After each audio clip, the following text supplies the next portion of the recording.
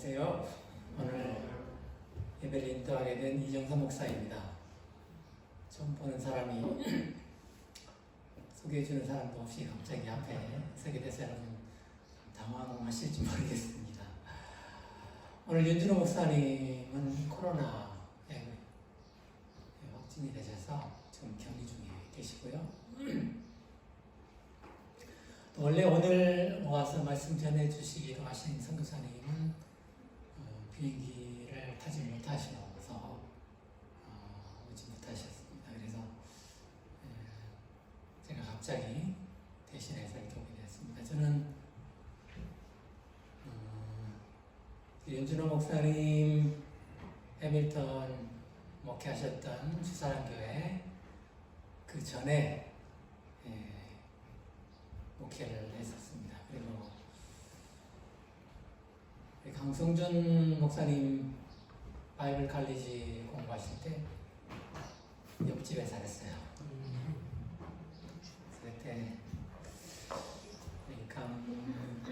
강 전도사님 이래가 금방 태어나가지고 아주 애기였을 때 그때 같이 지내던 추억이 있습니다. 저는 오랫동안 여기 뉴질랜드에 있다가 탄자니아에 선교사로 와서 사역을 했고 또 코로나 때문에 몇 년 동안 한국에 있었습니다. 그리고 저도 이번에 새로 뉴질랜드에 다시 돌아왔습니다. 그래서 아직 모든 것이 또 낯선 그런 환경에 새로 온 것 같은 그런 상황이에요. 그래서 지난번에 우리 목사님 만났는데 갑자기 어제 전화를 하셔서 오늘 나서 설교해 달라고 이렇게 부탁을 하셨습니다. 그래서 이렇게 소개하는 사람도 없이 혼자 이렇게 오게 됐는데 어쨌든 여러분 만나뵈서 반갑고요. 오늘은 2022년 마지막 주일이고 또 성탄절입니다.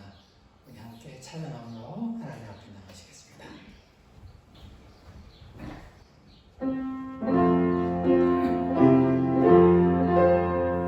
일어서서 축복드릴까요? 어린 주 예수 늘 자리 없어 그 귀하신 몸이 구유에 있네 저 하늘 별들이 반짝이는데 그 어린 주 예수 우리의 자네 저 육축 소리에 말이 잠깨나 그 순하신 예수 오시지 않네 그 귀한 예수를 나 사랑하니 새날이 닿도록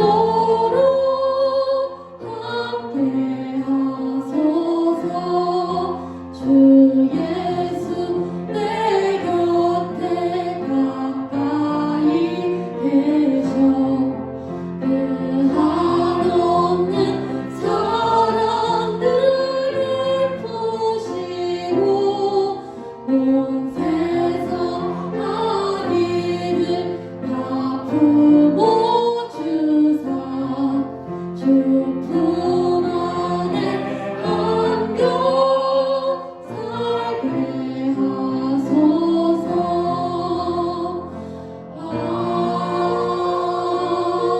아멘.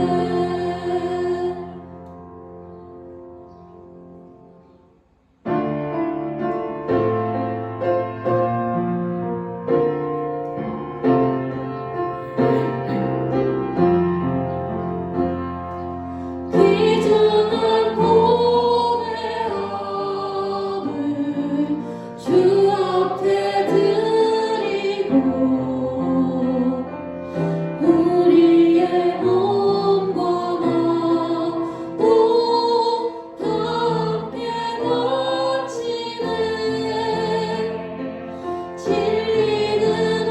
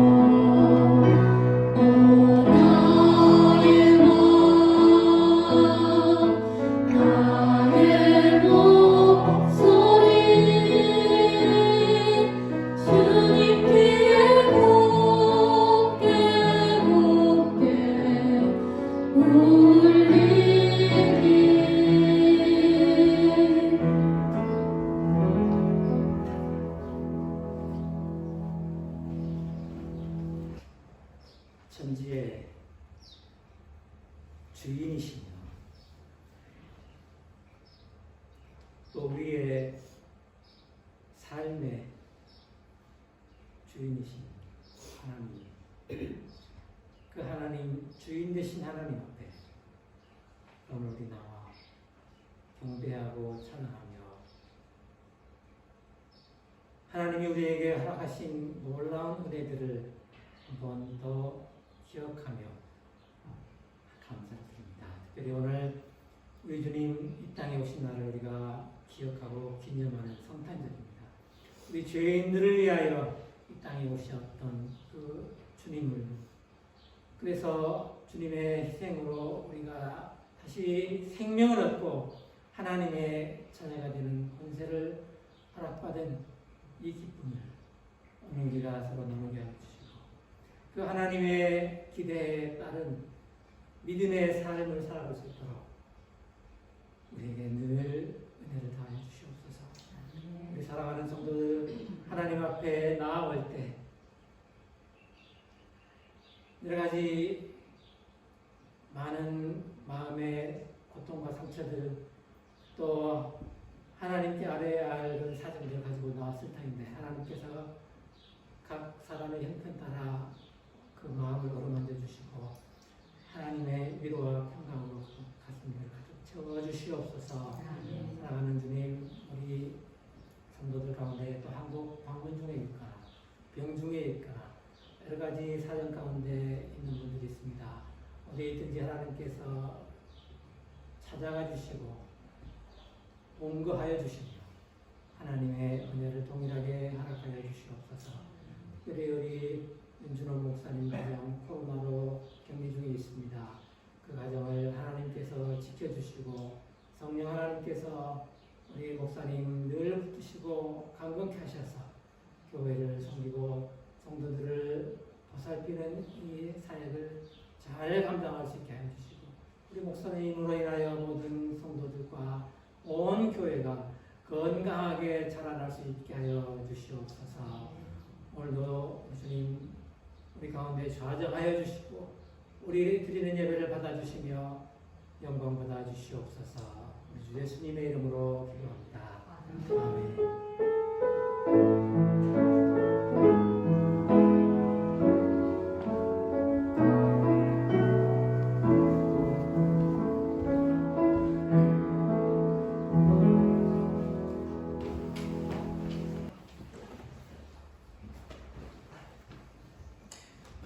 말씀드린 대로 우리 목사님은 코로나로 격리 중에 있습니다. 속히 회복될 수 있도록 마음과 술기도해 주시기 바랍니다. 그리고 한국 방문 중에 계신 분들, 여러분들 계시네요.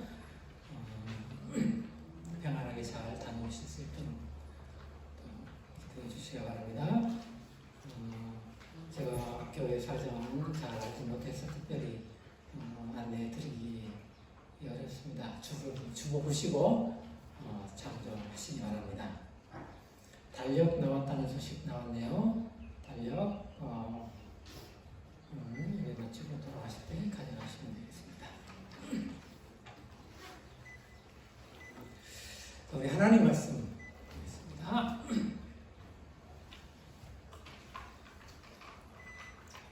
하나님 말씀은 누가복음 2장 1절부터 7절 말씀입니다. 우리 한 절씩 교독하겠습니다. 그때 가이사 아우구스토가 영을 내려 천하로 다 호적하라 하였으니, 이 호적은 불행료가 수야 총독이 되었을 때 처음하는 것이다.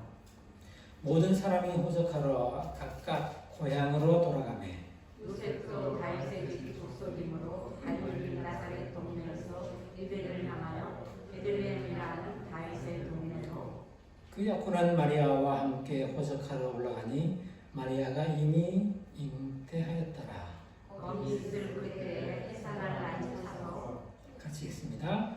저 아들을 낳아 거꾸로 서서 구유에 누웠으니 이는 저번에 있을 곳이 없음이라. 아멘.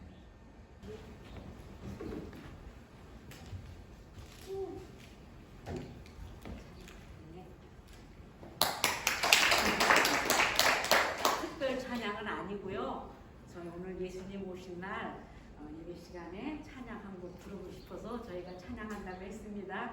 잘 못하더라도 잘 봐주세요. 내 눈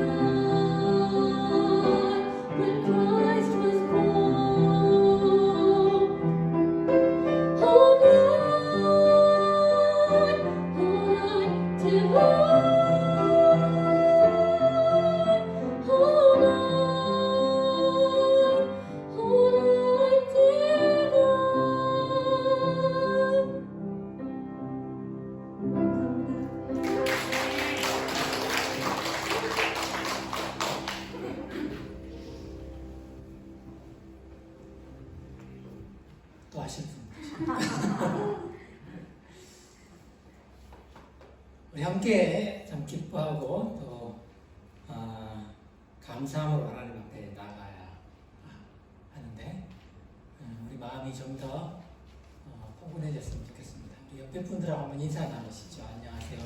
반갑습니다. 잘하셨습니다.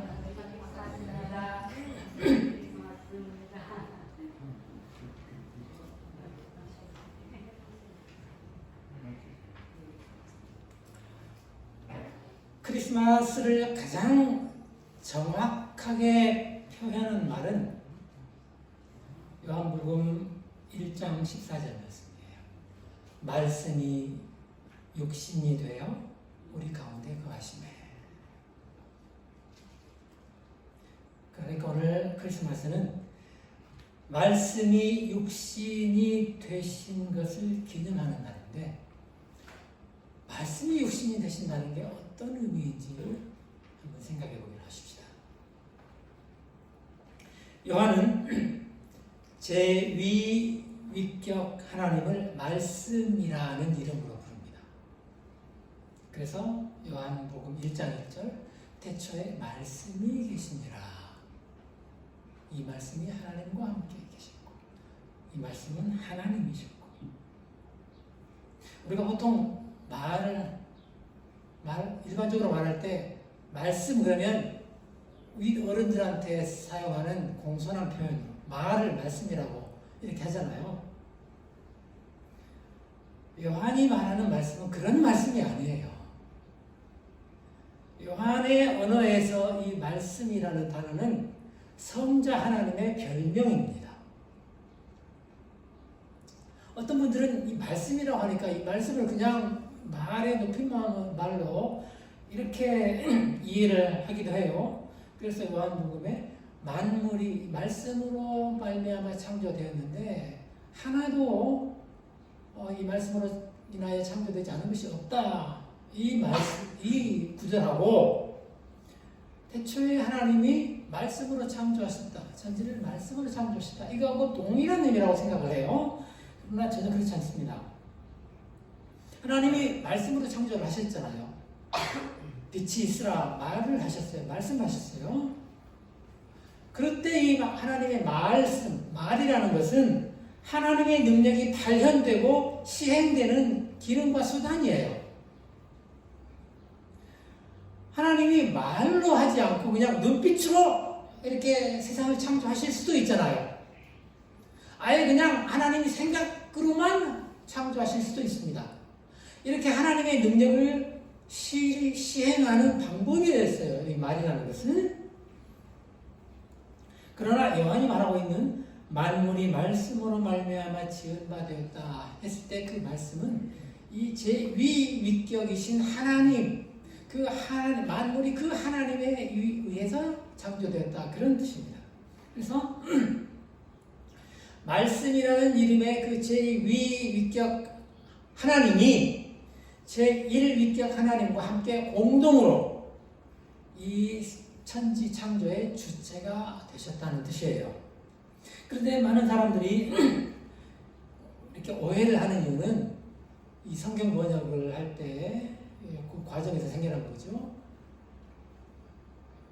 이 원문에는 로고스라는 단어가 사용이 되고 있는데 이 로고스를 우리말 성경에서는 말씀으로 번역을 했어요. 영어 성경도 word로 번역을 했어요. 그러니까 말씀, 하나님의 말씀, 이렇게 오해를 하기 쉬워요. 그래서 우리가 말씀 대신에 원문의 단어 로고스를 넣어서 얘기를 하면 태초에 로고스가 계시니라.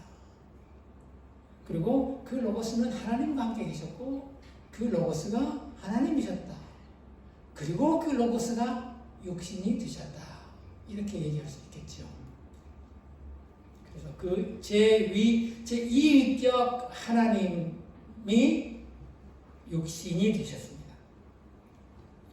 육신이라는 단어는 하나님과 양립할 수 없는 우리 인간의 존재 양식이에요. 우리는 육체 가운데 있잖아요. 육체를 가지고 있잖아요. 육신이 있습니다. 하나님은 영이시기 때문에 육신을 가지실 수가 없어요. 그래서 인간이 육신을 가졌다는 것은 하나님과 뚜렷하게 구별되는 특징입니다. 하나님뿐만 아니라 천사와도 구별이 돼요. 천사는 육신이 없잖아요. 그래서 장가도 가지 않고 시집도 가지 않고 예수님 말씀에 물론 우리 인간에게 육신만 있는 건 아니에요. 우리에게 영혼도 있습니다. 그러나 성경에서 육신 또는 육체라는 단어가 많이 사용되고 있는데 이 육신, 육체라는 단어는 우리 인간을 대표하는 단어로 사용을 합니다. 대체로. 그래서 말씀이 육신이 되셨다 하는 것은 하나님이 인간이 되셨다는 뜻이에요. 물론 인간이 되시기 위해서 우리와 같은 육신을 가지셔야 했습니다. 그리고 이 육신을 갖는 방법으로 로고스 하나님은 어머니를 통해 태어나시는 방법을 선택하셨습니다. 하나님이 인간이 되는 것 자체가 신비예요. 그리고 우리가 우리의 이성과 지능으로 이해하고 깨달을 수 있는 일이 아닙니다. 그런데 또 그나마 하나님이 왜 굳이 태어나는 방법으로 인간이 되셨을까 하는 생각도 하게 돼요. 뭐 태어나지 않더라도 하나님께서는 얼마든지 다른 방법으로 성의에 그 몸을 입으시고 짠 이렇게 나타나실 수도 있단 말이에요.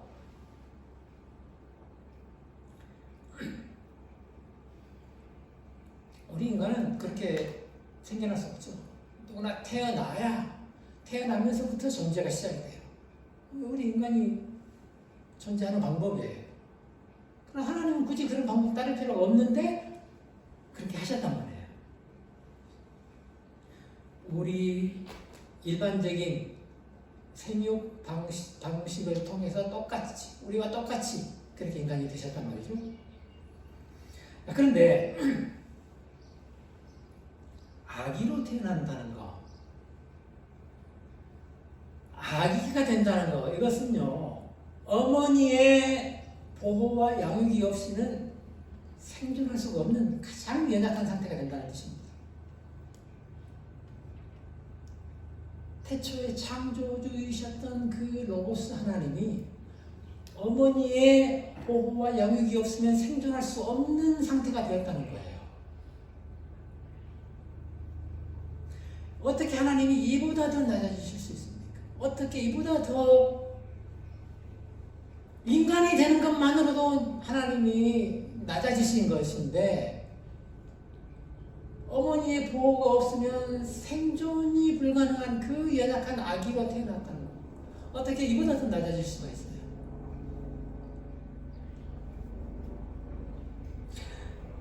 때로 부모는 자식 때문에 굴욕을 견뎌야 할 때가 있습니다. 영화나 드라마 같은 거 보면 자식이 학교에서 사고를 치면 부모가 찾아가서 무릎 꿇고 용서를 비는 모습이 종종 나와요.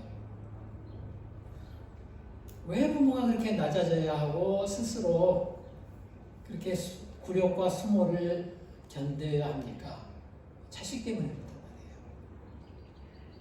창조주 하나님이 인간으로 태어나신 것은, 그 젖먹이 아기가 되신 것은 자식 때문에 무릎 꿇고 용서 비는 것과는 비교도 할 수 없는 굴욕 아니에요. 인간은 하나님의 피조물 중에서 가장 영광스럽고 특별하게 창조되었습니다. 하나님의 형상을 가진 것은 인간뿐이에요. 그런데 문제는 그 인간이 범죄하고 타락해서 그 고귀한 하나님의 형상이 심각하게 손상이 되어버린 것입니다. 그래서 이 타락한 인간은 하나님과 원수가 되었다고 했어요. 우리가 그냥 하나님과 원수라고 하니까 좀 너무 표현이 과하다는 생각이 들긴 해요. 그런데 영어로 한다면 enemy, 하나님의 enemy가 적이 됐어요. 적. 그러니까 하나님과 대치하고 있는 그 적군, 원수에게 우리는 붙잡혀가지고 그 원수 편에 서게 된 거예요. 이것이 타락의 결과입니다. 그리고 그것은 영원한 멸망을 의미합니다. 그런데 그렇게 된 인간을 하나님께서는 다시 데려오기로, 자기 편으로 데려오기로, 다시 구원하기로 결정을 하셨습니다. 인간을 구원하시려는 하나님의 행위는 아담과 하와가 타락한 직후부터 시작되었습니다. 그러나 이미 본성이 타락해버린 이 인간은 하나님이 바라시는 것만큼 죄로부터 회복이 되질 않아요. 아무리 하나님이 애를 쓰시고 또 인도를 하려고 하셔도 이 인간의 죄악된 본성은 회복이 안 되는 것입니다. 점점 더 악으로 치닫죠. 세상은 악으로 가득 차게 됩니다. 오죽하면 하나님이 자기가 지은 이 인류를 다 홍수로 다 쓸어버리셔야 했겠어요. 그만큼 죄악으로 인하여 이 인간이 하나님으로부터 멀어져 있었던 것입니다. 그런데 그때 다행히 한 사람의 의인이 있었습니다. 노아였죠. 인류에게 희망이 보이는 거예요. 그래서 하나님은 이 노아를 살려주시고 이 노아를 통해서, 의인 노아를 통해서 새로운 인류가 지속이 되도록 하신 거예요. 그래서 모든 죄악을 다 쓸어버리셨는데 그 중에 의인한 사람이 남았으니까 새로운 인류는 의로운 하나님의 의를 그렇게 대표할 수 있는 그런 인류가 되리라는 그런 기대를 하게 되죠. 그렇지만 이 노아 프로젝트가 완전 실패했어요. 그래서 하나님은 마지막 카드를 꺼내십니다. 인간을 구원하기 위한 마지막 카드. 그것은 바로 말씀이 육신이 되시는 거였어요. 그러니까 이 하나님의 마지막 카드는 무슨 회심의 카드가 아니에요. 하나님으로서는 가장 고통스럽고 굴욕적인 카드였습니다. 자식이 사고 쳤을 때 부모가 가서 무릎 꿇고 용서 비는 것을 보고 야, 회심의 카드다 이렇게 말할 수 있습니까? 죽을 각오로 그 견딜 수 없는 수모를 견디는 거잖아요. 인간을 구원하기 위한 하나님의 마지막 카드가 바로 그런 거였습니다. 우리는 예수님이 십자가에 못 박혀 죽으신 것을 그냥 그것만 예수님의 고난으로 생각하지만 아기로 태어나는 것부터 엄청난 자기 비하와 굴욕의 시작이었습니다. 그렇게 생각하면 크리스마스 때 막 떠들고 막 파티하는 거 안 될 것 같죠?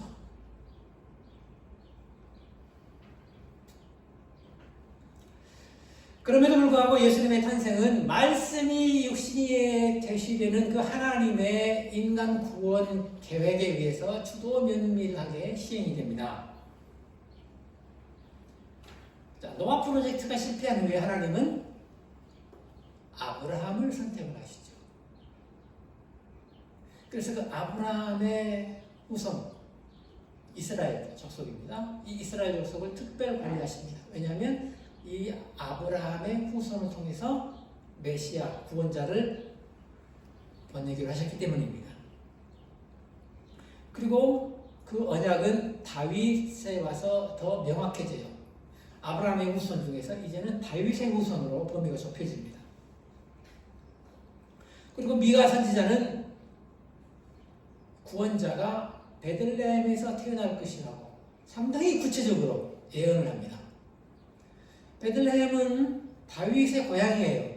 그래서 다윗의 후손으로 구원자가 오신다는 것과 앞뒤가 맞죠. 다윗의 후손이 다윗의 고향인 베들레헴에서 태어나면 메시아라는 하나의 조건이 충족되는 거예요. 그리고 수백 년의 세월이 흐른 후에 바울의 표현을 빌리자면 때가 참에 하나님이 그 아들을 보내기로 하십니다. 그래서 하나님의 보내심을 받은 천사가 나사렛이라는 동네를 찾아가요. 그리고 마리아에게 나타나서 얘기를 합니다.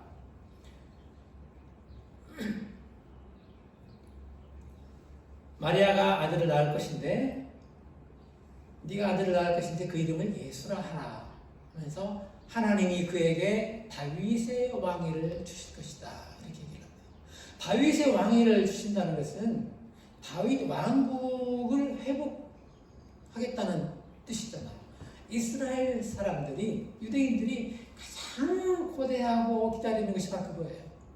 옛날 다윗 시절에 그 왕성했던 그 시절, 자기들 역사의 가장 황금기였던 그 시절을 회복하는 것, 이게 이 사람들의 꿈이에요.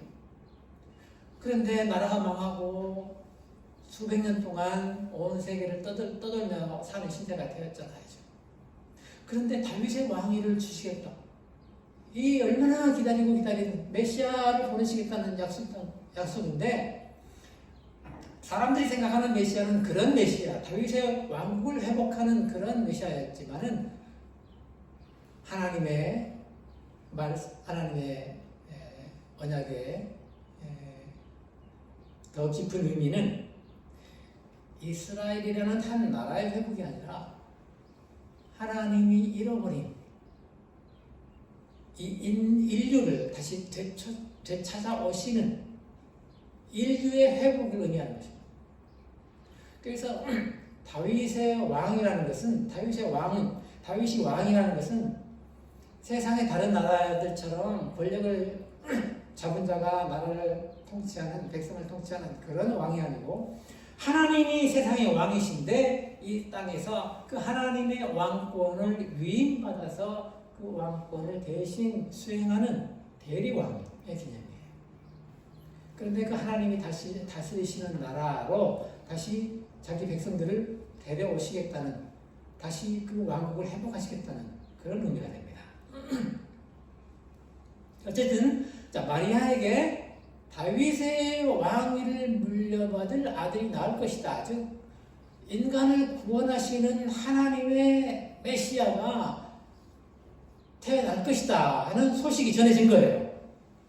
자, 그럼 이것이 그 구원자를 보내시겠다는 그 예언과 언약에 부합하는지를 살펴봐야겠죠. 마리아는 다행히 다윗의 후손입니다. 그렇지만 족보라는 것은 여자들로 구성되는 것이 아니라 남자들로 구성이 되잖아요, 옛날에. 그러니까 마리아의 혈통만으로는 충분하지가 않아요. 그런데 다행히 이 마리아는 요셉이라는 남자와 결혼하기로 약혼한 상태였는데 이 요셉이 다윗의 후손인 거예요. 이렇게 해서 구원자가 다윗의 후손으로 오신다는 이 형태적인 조건이 충족이 되는 겁니다.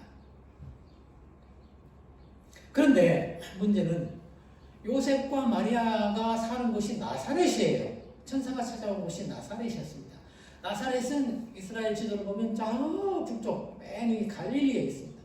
갈릴리는 옛날부터 변방, 심지어는 이방의 땅 이렇게 취급을 당하던 곳이에요. 그런데 아무리 천사가 얘기를 했어도 마리아가 거기서 아들 낳으면 구원자가 베들레헴에서 태어날 것이라는 예언이 안 맞잖아요. 그러면 누가 그거를 인정을 하겠어요? 요셉과 마리아가 다윗의 후손인데 왜 그 먼 갈릴리 나사렛까지 살게 됐는지, 언제부터 그들이 거기에 있었는지, 부모 때 왔는지 할아버지 때 왔는지 우리가 알 수 없죠, 그거는.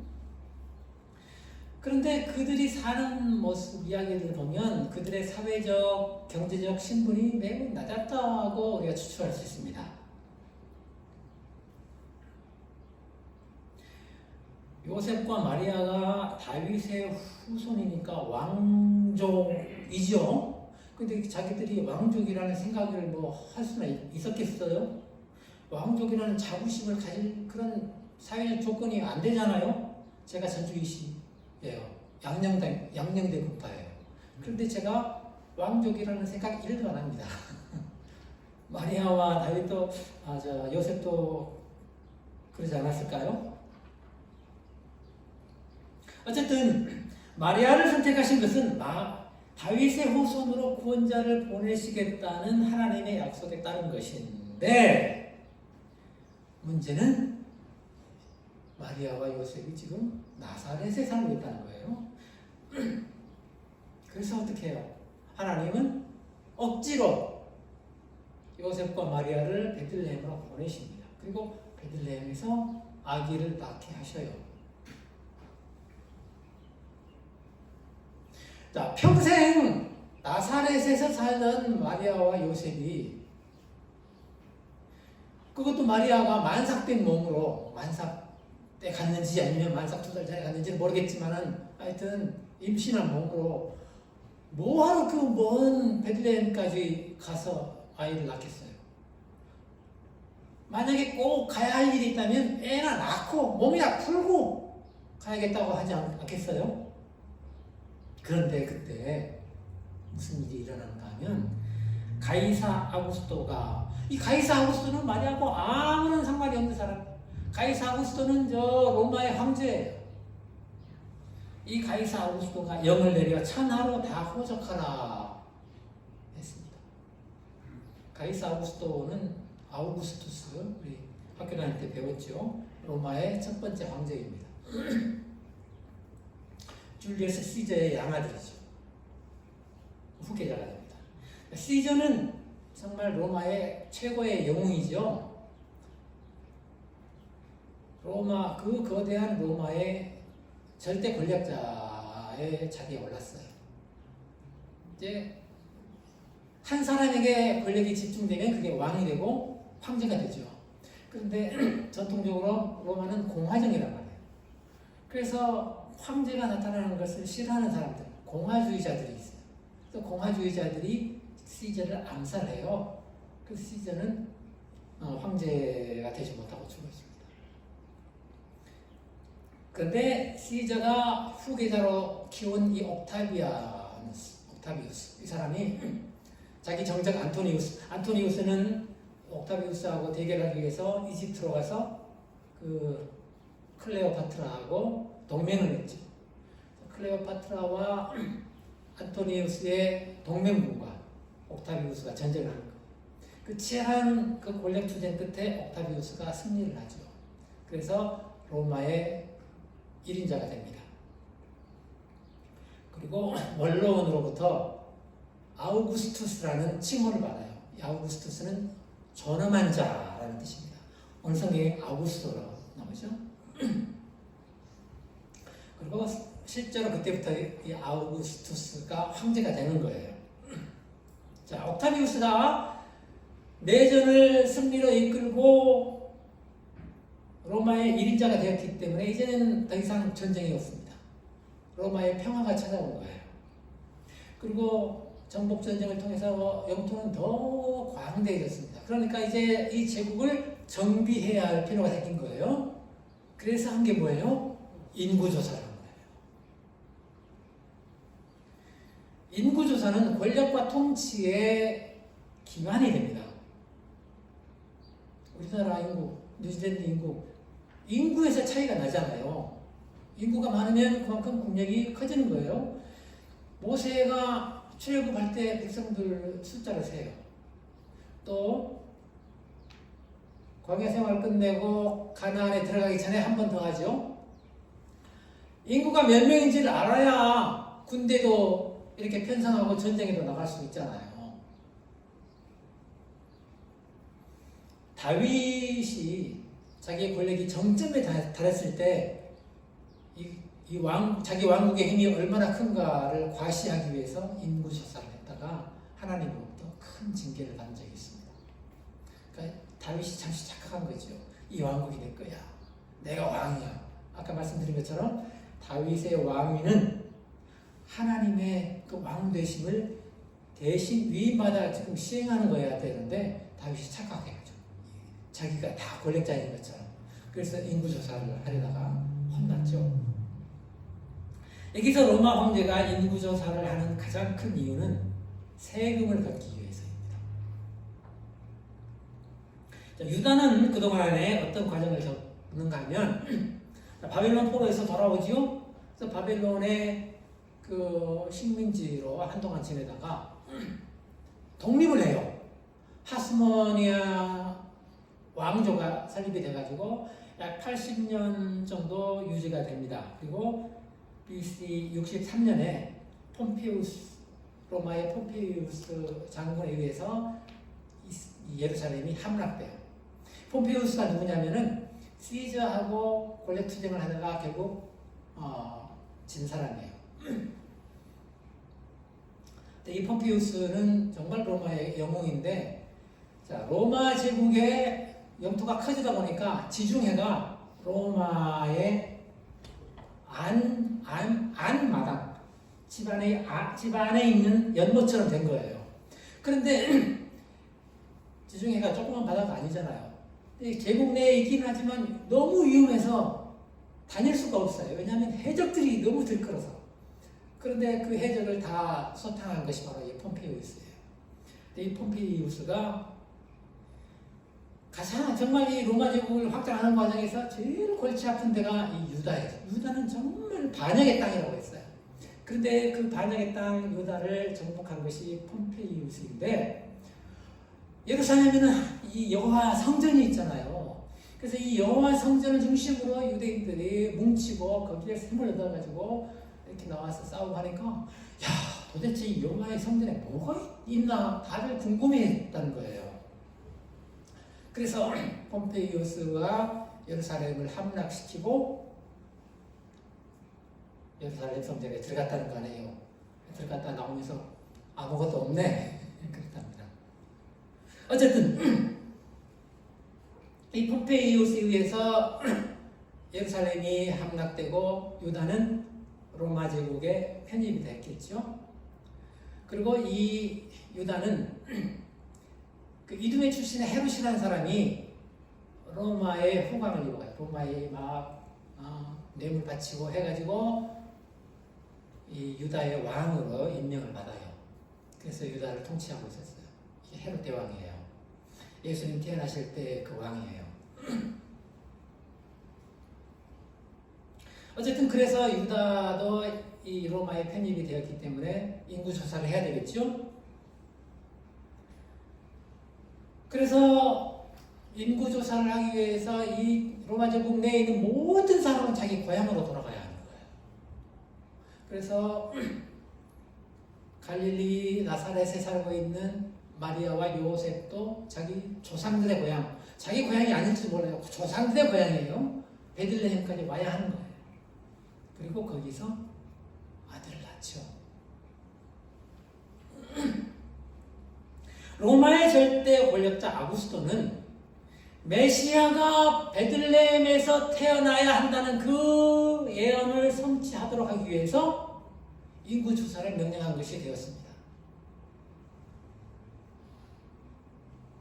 아구스토가 뭘 알고 딱 그때 맞춰가지고 인구 조사를 명령했겠어요. 아구스토는 몰랐지만, 자기는 몰랐지만 하나님의 시간표 속에서 하나님의 계획이 성취되도록 하는데 봉사한 거예요. 아무리 로마의 황제를 할지라도 하늘의 왕 아래 있는 하늘의 왕의 지배를 받고 있기 때문입니다. 자, 그렇게 해서 예수의 출생이 그냥 저 나사렛 시골에서 아무도 몰래 이루어진 것이 아니라 예언한 대로 베들레헴, 다윗의 고향 베들레헴에서 이루어지고, 그것도 로마 제국의 공식 호적 등본에 등재가 된 거예요. 말씀이 육신이 되신 사건은 전설이 아니고 역사적 사실이라는 것을 분명하게 그렇게 드러내기 위해서입니다. 자, 그렇게 심지어 로마의 황제까지 움직여가지고 메시아가 오신다는 예언이 정확하게 이루어지도록 지금 일이 진행되고 있는데, 정작 그 메시아가 오시는 길은 너무나 멀고 험난했습니다. 나사렛에서 베들레헴까지 약 150km쯤 돼요. 고속도로가 지금 잘 되어 있으니까 자동차 타고 가면 2시간이면 갑니다. 근데 그때는 고속도로도 없고 요셉이 자동차가 없었잖아요. 걸어가야 하는 수밖에 없습니다. 150km를 걸어가려면요 30시간. 제가 군대 있을 때 보병이어서 많이 걸어다녔는데 하루 8시간 걸으면 40km. 10시간을 걸어야 50km 갈 수 있습니다. 150km 가려면 하루 10시간 걸어서 사흘이면 가겠죠. 근데 요셉과 마리아가 3일 만에 그 길을 갈 수 있었겠습니까? 배가 불러가지고 있는 이 임산부가 하루에 10시간 그냥 5시간 걷기도 힘들었을 거예요. 그렇다면 일주일 넘게 걸리지 않았겠어요. 그것도 그냥 곧바로 사마리아를 지나서 오면은 150km인데 사마리아 지나다니는 거, 유대인들이 사마리아 지나다니는 거 쉽지 않잖아요. 그래서 예수님도 사마리아 지나가실 때도 있었지만은 대체로 강 건너서 요단강 거기서 삥 돌아서 이렇게 다녀요. 그럼 200km가 되는 거예요.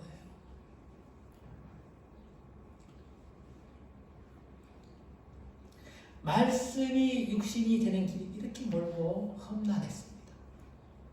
어떻게 만삭의 임산부가 150km나 200km를 걸어서 애를 낳는단 말입니까? 자, 그렇게 150km를 걸어서 베들레헴에 도착해가지고 산부인과 병원에 입원을 했습니까? 산부인과는 그냥 모텔 방도 못 잡았잖아요. 자, 유대인들이 지금 요셉이나 마리아처럼 갈릴리에서 베들레헴 오는 것은 양반이에요. 유대인들이 지금 전 세계에 다 흩어져 살고 있습니다. 로마 제국 내 여기저기 다 뭐 그리스, 이집트, 뭐 온갖 안 간 데가 없이 그 살고 있어요. 바울이 전도여행 하러 다니면 가는 데마다 유대인의 회당이 있잖아요. 이렇게 유대인들이 방방곡곡에 흩어져 살고 있는데 그 유대인들이 전부 다 고향으로 와야 되는 거예요. 그 좁아 터진 팔레스타인 땅에 세계에 흩어져 있는 유대인들이 다 모였으니 얼마나 복잡했겠어요. 그나마 베들레헴은 얼마나 더 복잡했겠냐고요. 왕의 도시, 고향이잖아요. 한국에서 안동 김씨는 전부 안동에 가서 호적하십시오. 그러면 안동이 어떻게 되겠습니까? 안동 그 조그만 도시가 아주 미어 터지겠죠. 베들레헴이 딱 그랬을 거예요. 그래서 요셉과 마리아가 베들레헴에 도착했을 때 얼마나 그 작은 동네가 북적거렸는지 심지어 만삭된 임산부에게조차 내줄 방이 없었다는 거예요. 그 방이라는 게 지금 우리가 생각하는 호텔이나 여관방이 아닙니다. 물론 그런 상업적인 호텔이나 여관도 있었을 거예요. 그렇지만 대부분의 여행객들이 묵는 곳은 전부 가정집에 게스트룸 하나씩 있었을 것이고 집집마다 만약에 게스트룸이 남아있지 않은 집은 식구들 다 한 방으로 모으고 방 비워가지고 그렇게 사람들에게 내주는 거예요. 그런데도 요셉과 마리아는 방을 구하지 못했습니다. 그리고 거기 얼마나 있었는지는 몰라요.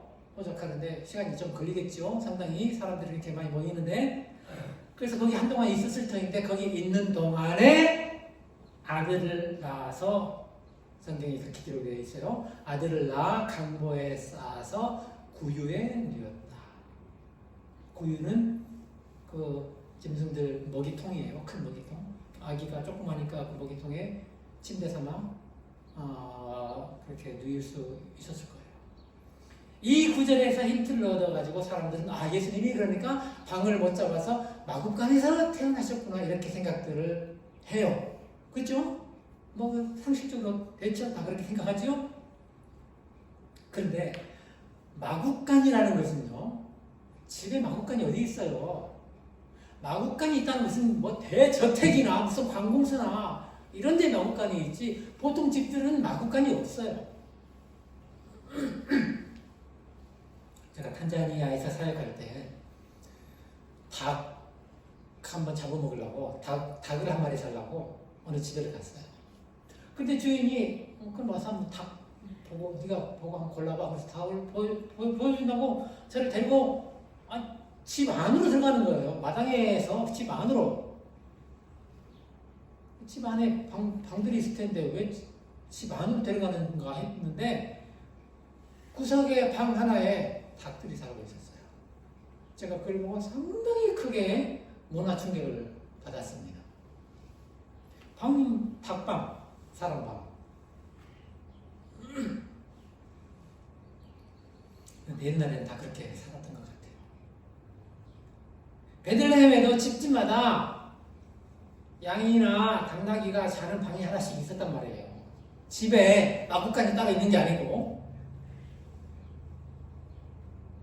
그런데 사람들이 너무 많이 와서 방이 모자라니까 이 당나귀 밖으로 꺼내놓고 밖에다 묶어놓고 그 방 청소해가지고 아마 사람들한테 이렇게 내줬을 것 같아요.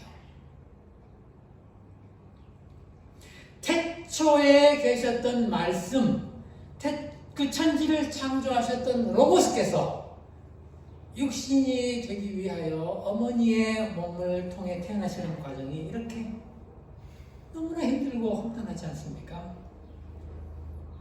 물론 우리 입장에서는 우리를 구원해 주시려고 구세주가 오신 사건이기 때문에 참 이렇게 복된 날이 있을 수가 없어요. 그렇지만 하나님 편에서 보면 하나님이 치르셔야 했던 그 희생과 그 겪으셔야 했던 굴욕을 생각하면 너무너무 죄송하잖아요. 몸둘 바를 모르겠어요. 사고는 내가 쳤는데 내가 벌 받아야 하는데 내 부모님이 오셔가지고 무릎 꿇고 빌고 있는 거 보는 심정 아니에요.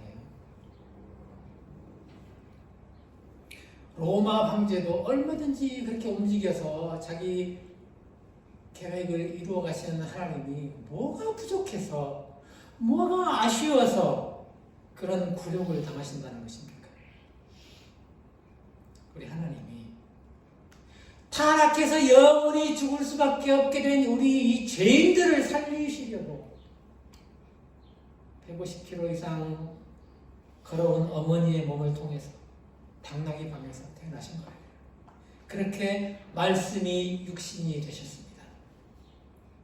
우리 죄인들을 살리시려고 하나님이 너무나 많은 양보를 하신 거예요. 너무나 큰 희생과 굴욕을 감수하셨습니다.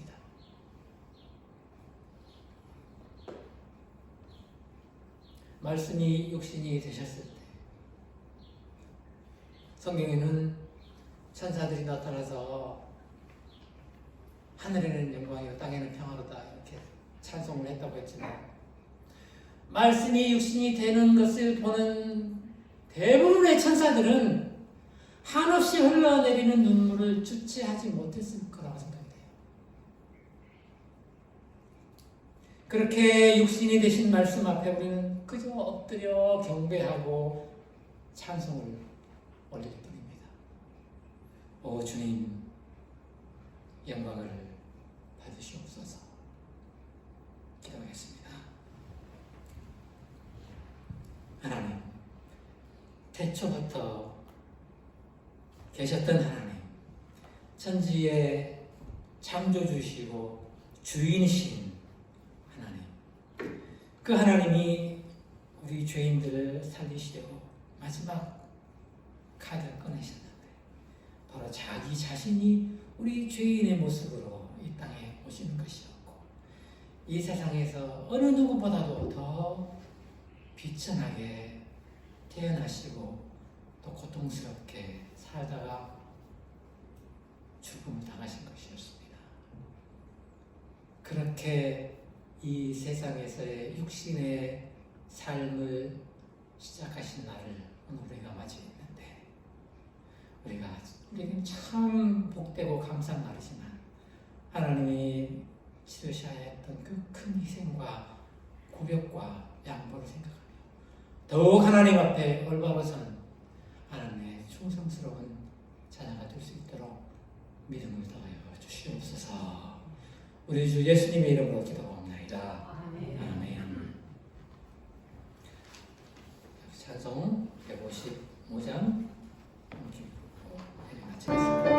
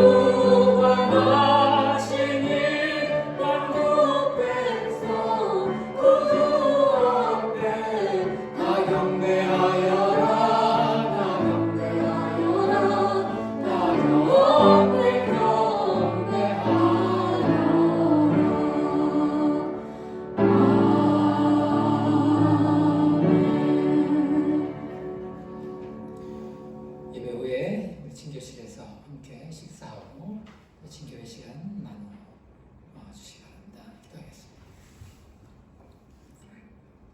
우리 죄인들을 살리시고 생명 주시려고 친히 육신이 되어주신 우리 주 예수 그리스도의 은혜와 얼마든지 우리 내버리고 다시 새롭게 시작하실 수 있었을 텐데 그래서 우리 포기 않으시고 아지 않으시고 끝까지 우리를 살려주시려고 어디까지 내어주셨던 하나님의 사랑과 오늘도 우리와 함께 계시면서 우리 가운데 역사하시고 위로하시고 또 우리에게 믿음 더하여 주시는 성령 하나님의 교통하심이 이 땅에 사는 동안 우리 주님의 은혜와 우리 주님 주시는 능력 가지고 신실하고 아름답게 하나님의 백성으로 살아가기 위해서 원하는 모든 주님의 자녀들에게 이제 그리고 영원 무궁토록 함께 있을지어다. 아멘. 아멘.